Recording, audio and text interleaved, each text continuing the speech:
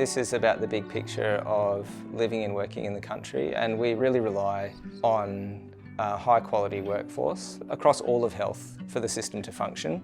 Bega is really nice in that it's got this very nice mix of being a big enough hospital that the students actually see quite a lot of things while they're here. The opportunity for training is there, but it's also small enough that when they come here for a year, they just become part of the team.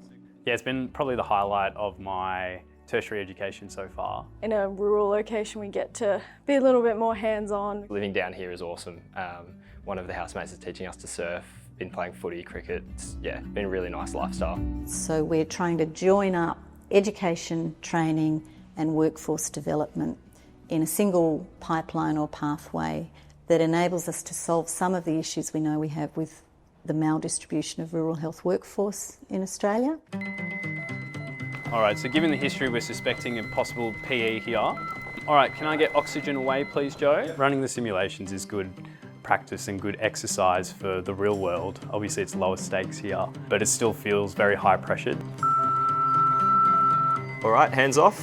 We'll evaluate the rhythm if we're ready for the next cycle. Okay, so compressions continue. Today is one of our flagship events in the whole year. It's a live simulation event for a multi-trauma motor vehicle accident case that includes an outdoor sim with a whole range of emergency services based in the community, and then an indoor sim that replicates what will happen when two of the patients from that accident present to the local hospital. Simulation's a really great way of learning how to function well as a team, and particularly how to function when you're in a context that's stressful. Okay, and hands off, please. So the energy level is often high. People will be very focused on the job they have to do and on trying to get that right. The actual scenario that we have is a car that's driven in not a very controlled way that impacts on another vehicle, and that vehicle then hits the front of a crowded cafe. I'll be a patient that's in a car crash, and the firefighters and ambulance staff will be helping us out of there. I guess as medical practitioners and professionals, you don't necessarily see what happens in terms of the actual injuries and how they're brought to hospital.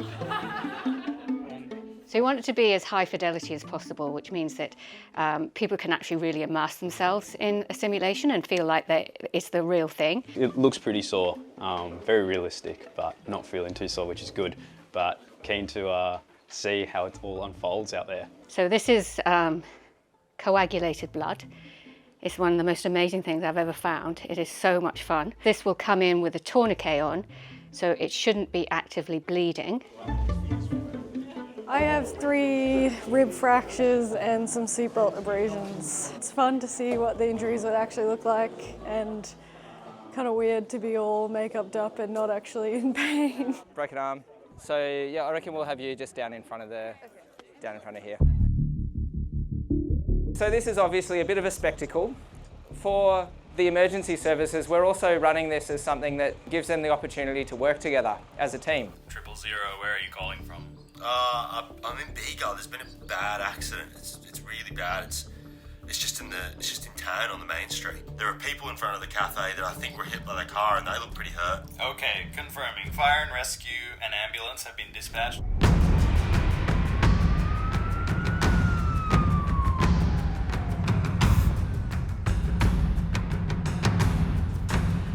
It's enabled by some of the technology that we have now that means that we can make the simulation environment incredibly real. We have equipment that shows the responders what their observations are, their heart rate, their blood pressure and their rest rate. And if something is given to the patient like pain relief, then their heart rate will go down, or if they give them oxygen, their saturations will rise. So we respond in a real-time management of the observations depending on what the emergency services do. Yeah, seeing all the machines being used, and the sound was actually the most eye-opening bit. I didn't realise how loud it would be. To be honest, even though I was acting, it was like I was getting palpably nervous the longer I was in the car and with all the loud noises around me. You feel pretty hopeless and you feel pretty scared, and I think it's important for us to remember that, most people have contact with emergency services or healthcare, it's a pretty scary time for them.